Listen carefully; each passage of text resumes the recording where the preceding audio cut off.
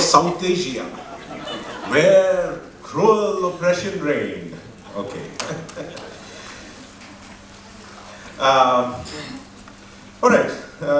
So the ancient India lesson, first of all, they decided they would change to ancient South Asia. This was accepted. Okay. So how does the history of South Asia go? It begins with the Indus Valley civilization. So some basic stuff about Indus Valley civilization. Oberoi Foundation, all these guys try to get Saraswati River mentioned because increasingly it's obvious this is not some right-wing fantasy. It's, I mean, it's true. So anyway, so Saraswati was, not really, they didn't include that. They wanted Indus Valley, and of course they insist Indus Valley is in Pakistan, so that came out a lot later, and you can't call Pakistan ancient India, so ancient South Asia. Anyway, that was the logic. Now, one of the few nice things that, the Hindu group suggested, was to add something about how there are several recognizable elements in modern Hinduism in the Indus Valley discoveries. So there was a line they wanted saying, like, for example, images with the gesture of Namaste, which Namaste now everyone in America knows because of yoga culture. The God in you salutes the God in me or whatever, but let's just pretend it's none of this is the God those Hindus worship. Let's just steal the whole thing. So anyway, starting to get bitter, let me not be. So anyway, so Indus Valley, the South Asia faculty group made sure that no mention of its any possible connections or even similarities to modern Hinduism exist. Okay, so they removed, whatever one or two lines that the Hindu groups wanted, and the line they wanted was very little is known about Indus Valley. There was possibly mother goddess worship. That's all. That's what they wanted. Next, we come to the tricky part when the Indians invaded India, right? So the Vedic age. So earlier, this was all Aryans. Okay. The textbook used the word Aryans, it was Aryan invasion, and it was so absurd. Can you actually scroll down to the other picture, please? The Hitler, black and white Hitler. Great, yeah. So, yeah, that picture, Vishal Agarwal found it. It was in a textbook, history textbook in North Carolina. This is from the chapter on ancient India. They are talking about Hinduism in ancient India. Oh, sorry. Yeah. You need to scroll down a little more. I see it here, but it's not it. Yeah, that one. Can you click? Will it zoom if you click on it?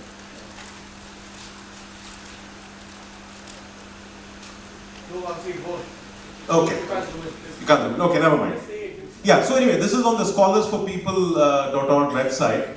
So, this was a chapter on ancient India and Hinduism, and there was a whole section on Nazis and Hitler. Okay, so this stuff existed. So anyway, so now the South Asia faculty are cutting edge. So obviously they may not really want this kind. Or they may want it. I don't know, but they can't defend it. So anyway, so the narrative they submitted. So when India gets invaded by Indians, they agreed that the word Aryan invasion needn't be there. So now the new language they wanted was the Indo-European speaker migration. So now it was the same narrative of a group of people essentially coming into India. Of course, now they can't say they destroyed Indus Valley civilization because we had some of the greatest archaeologists, on our side saying, that's all, nonsense. So the new narrative is, so these Indo-European speakers who were animal herders. That's the first thing these guys learn about. They could have said animal worshippers. I would have been proud of it. Okay, but animal herders, anyway. Elephant worshippers, cow worshippers, monkey worshippers, I'm proud of it, so none of that. So they come in and then they set up this Vedic age and then they slowly start colonizing South India. Same stuff, different language. Okay, so that's what they want. Now the tricky part, the South Asia faculty group kind of went with scissors at whatever little good, positive or philosophical content that the Hindu groups had suggested. For example, they added a line saying in the way many of the ideas and practices in the Vedic age continue to be practiced in Hinduism till today, you know. And and one of the points there was including a profound acceptance of religious diversity. So these guys submitted an edit and had that line removed, saying, oh no, you know, the Vedic age was full of conflict and then there was fights between Hindus and Buddhists and Jains. The same guys who want to say there was no Hinduism. Okay, anyway, so that line was removed, and this is all in March. Okay, this is all the mutilation they did before we fought back. Then it comes to caste and gender issues. So the Hindu groups, most of them are sensitive. None of them, I think, really had submissions which completely ignored it or whitewashed it. But they wanted to just make it a little more precise. Some of them were problematic. I know, for example, I think some of the Hindu group people, scholars and advocates, had this weird idea that the word Dalit is used only by radicals and Dalit Christians, and I told them, you know, very, very clearly that it would be disrespectful and inaccurate to take that point of view. But anyway, so there were some, I think, you know, misreadings, you know, particularly by an older generation of scholars and activists. But for the most part, I think the suggestions made by the Hindu groups, you know, didn't, you know, really, you know, whitewash caste or whatever. They wanted it to be put on par, right? Because the lesson on Christianity and Islam has zero content on, you know, the Inquisition or burning of witches or, you know, genocide, conquest, nothing. Whereas in Hinduism, it was pretty much only about, you know, caste and gender oppression. So 2-3 points on which, you know, the big arguments whether, you know, caste is, needs to be written as being birth-based or whether it was more flexible. Then there were issues about the contribution of lower caste. There's a big fight about the Valmiki and Vyasa. So anyway, so that was a Vedic age. Then the Gupta age, we now, that was added this time. There was some line about civilizational unity being added, and the South Asia faculty paradigm said, no, that should be removed. So, I mean, like at every stage, you know, they're making these arguments to say that there was no India, that there was no unity. Okay, then we start getting to the really interesting part, which is around the time we normally refer to as the Islamic invasions, but academia doesn't accept it, so I'll just qualify that. So the old narrative here, because this was, I think, written some time ago by Americans, had some points about, you know, there was a line which said, the Central Asian tribes newly converted to Islam conquered northern Indian states. Now the South Asia faculty group had that change to expanded into northern Indian plains. Okay, look at the sanitization and whitewashing they were doing. The word conquered they removed, and they wanted expand, and the states is removed and plains. So this is a very important and pervasive concept we discuss in our post-colonial, you know, cultural studies classes. You know, this is what Columbus and all these guys did in their writings, especially in Australia, this idea of terra nullius, or pretending a whole group of people don't exist so that you can colonize them and steal their land. You know, it's or pretending they're subhuman, you know. So anyway, so that there was another change. There was a line which said, India and the Muslim world experienced great prosperity before European colonialism. They removed the word India there and said the Islamic civilization stretching from Mediterranean to Indian Ocean experienced prosperity. There was another suggestion which said India, the Islamic world, and China were you know, strong and resisted colonialism or something like that. They just took out the word India there. So what were these guys doing? Now again, I know these guys, I'll emphasize, you know, I'll have a very, maintain a deep and generous heart and say their intentions are good, they want to speak for the subaltern.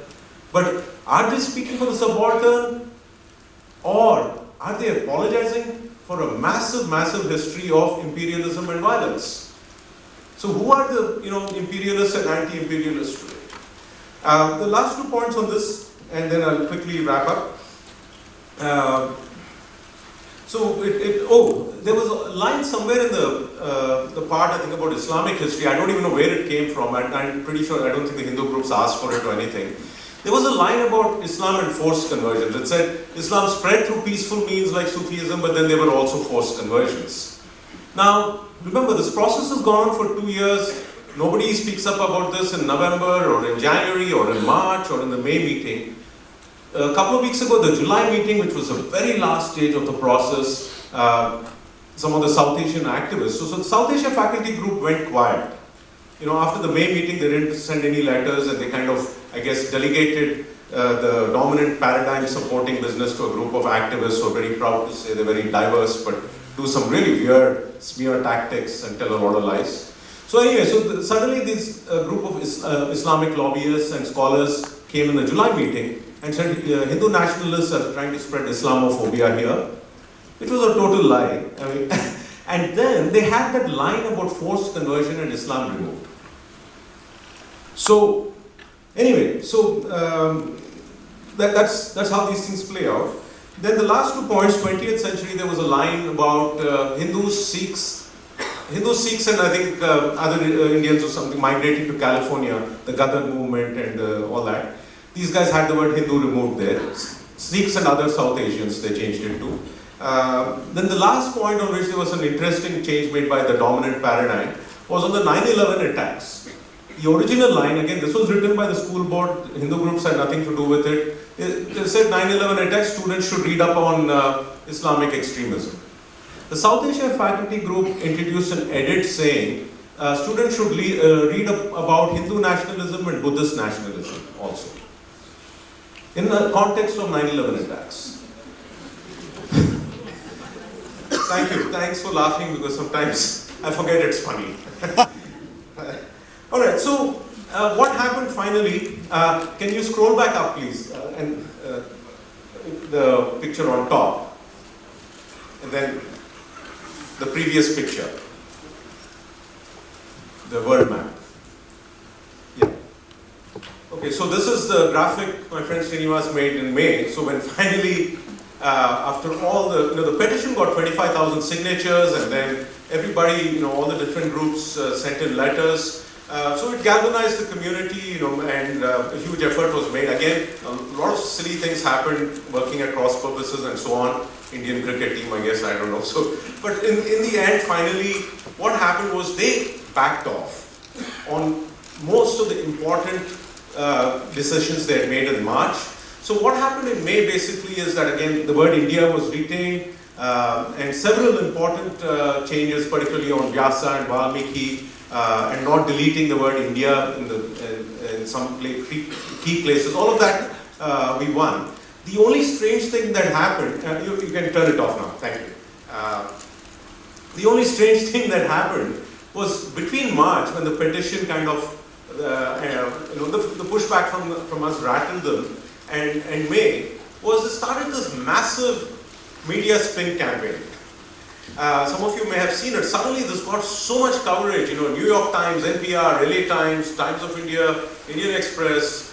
Everybody started writing about this issue, and most people had no clue. Everybody's making up their own fancy story. And if you want to have the delight, I hope it will be a delight, of watching me shred those media lies, take a look at the Hoot, thehoot.org. I wrote a piece where I laid out essentially about 20-30 of the main stories that were done on the textbook issue in the media in America and in India. And essentially what happened was that between March and May, they started this parallel narrative saying that Hindu fundamentalist groups are trying to erase caste oppression and Dalit identity. Which first of all was not accurate, because none of the Hindu groups' edits were accepted.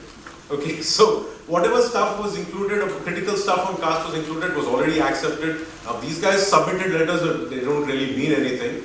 So anyway, so this parallel story emerged. So finally, in May, June, it was a weird thing where everybody sort of claimed victory and stuff like that. So where this stands right now is this, and to bring it back to the dominant paradigm, and then I'll close very quickly to open it up for some questions. So things went from bad to getting slightly better to terribly worse to fairly good. It's not perfect yet, but hopefully by the time the next review comes around, things will get better. And even more importantly, hopefully in the next 10 years, our children here in India will have accurate and decent textbooks to read in history. I think it's very important.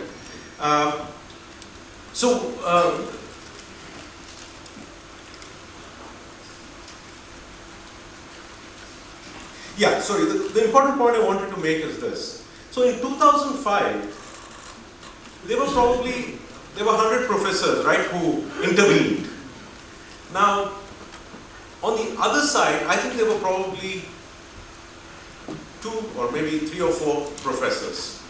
Professor Bajpai was actively involved, and that was the first time I stuck my neck out, because I thought, even though everybody was bombing me with words like Hindu nationalism and things like that, I mean, I just said this is pretty obvious that, this is not what it seems to be. So that's when I wrote a response to Thapar and Witzel in San Francisco Chronicle. So anyway, so from 2 or 3 professors in 2005, now we have about 50 or 60 professors. So essentially, what we did, and I think to some extent my kind of media skills probably helped, because I kind of drove home this point. This is not a fight between academia and progressive Hindus versus Hindu nationalists. We effectively demonstrated, and several media reports had to note it. Times of India noted it fairly sympathetically, and even New York Times had to note this. We made it very clear that there is a split in academia today. So talking about changing the narrative, one, we had to change the meta-narrative on what is going on on the battle for Indian history. And second, we had to show that there is a debate on the narrative within academia. And that is very clear. They're trying very hard to ignore it. But when you have 40, 50 professors, including Diana Eck from Harvard and all these people writing, the South Asia position cannot exist like it did before. They don't have a free run anymore. So there is a change in academia. So that actually leads me into my last point, which I'll very quickly say.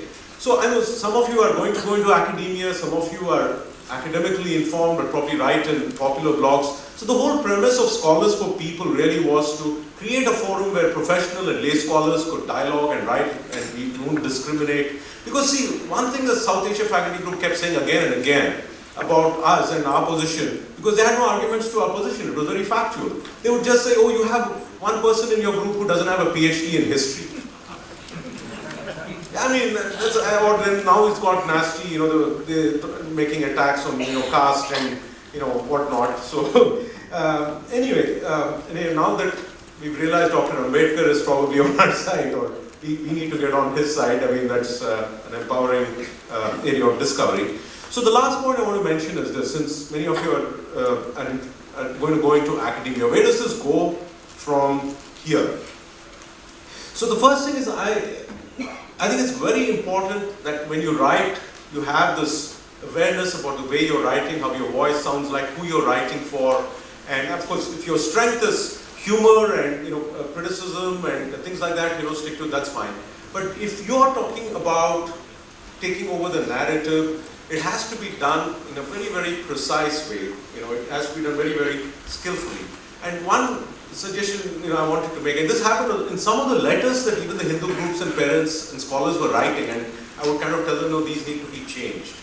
You should not sound like you're an outsider to the debate. This is a practical thing. I know it's very tempting to label these guys as fringe groups, but they're not. You still have 200 or 300 faculty in the top universities around the world who are teaching this stuff. And we are still a smaller number, and many of us are not professional academics. So when you write, start by acknowledging their positions and then demolish them. It's not hard, as we know. Okay, so that is one point. The second point, so write as an insider, sound like an insider. Then the last point actually I wanted to make, it just occurred to me, because listening to all the ideas here. How do we change the narrative in academia, the India story in academia? Because right now the dominant paradigm is stuck in this identity politics thing. So the key problem right now is this. They have defined India as a dominant identity and Hindu as a dominant identity. Where does it come from? It comes from Aryan invasion stuff, it comes from their arrogance, racism, all that stuff, but we can't, call them names that openly. So but how do we play this game? So again, one important thing about sounding like an insider and speaking as an insider, not just sounding, but speaking with the authority of an insider is, it's important to use the logic within academia today. So I know in other circles, it's easy to say, oh, this is all part of this grand, MMM conspiracy or whatever else it is. You can't say that in academia, because academia does not recognize, I'll be very blunt, Islamic imperialism as a real thing. So right now, and maybe because today they see the only imperialism essentially as European imperialism and then the post-colonial legacy of American dominance. That's how they see it. So I think even within that logic, just by acknowledging and basing our arguments on the fact that India was a colony of the British and we are in a subordinate relationship to the dominant neo-colonial structure or whatever, you can make that argument using the logic today.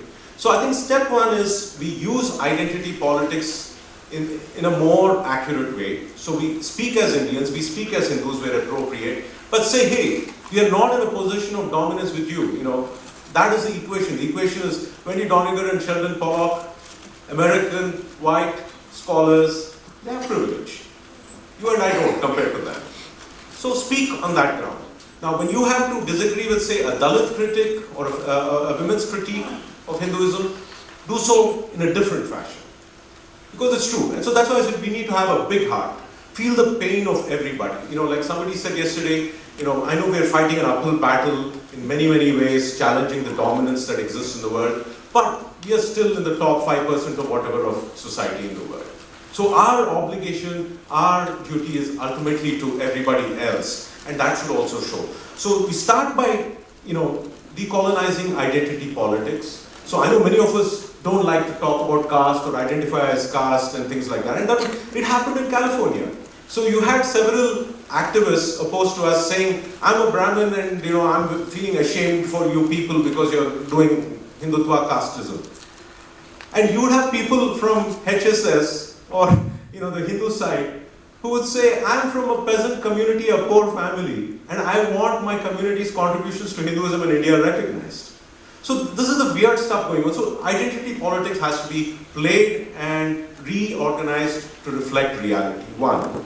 So which means the word Hindu and Indian should be played. Then I think the critique should be moved slowly into a discussion of class and privilege. Maybe because, I don't know, I admit that Marxism opened my eyes to how great Indian thought was when I did my PhD, otherwise I took the word for granted. So I think fundamentally, without getting into divisive identity politics, oh sorry, I almost forgot, I wanted to show you this. Today's Times of India has 7 headlines with caste words in it. Okay? Dalit woman branded a witch, 40,000 Dalits, Dalit protest. Now there's one headline about a BSP Neta who abused. So there the caste is not invoked.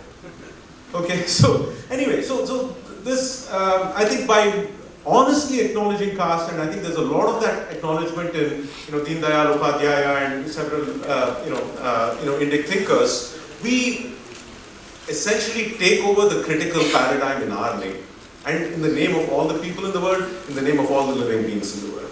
And the final point is, I think we need to move away from this revolutionary, hateful approach which dominates academia and activism today to a more ahimsa-infused approach. I mean, again, not the pseudo-pacifist thing, but ahimsa as something deep, born in the heart, full of courage and force. And we create a discourse which recognizes obligation, accountability, duty, or call it karma, dharma, what you will, as foundational to our place in the social world. And I think that would be our narrative, and it will be a beautiful one. Thank you.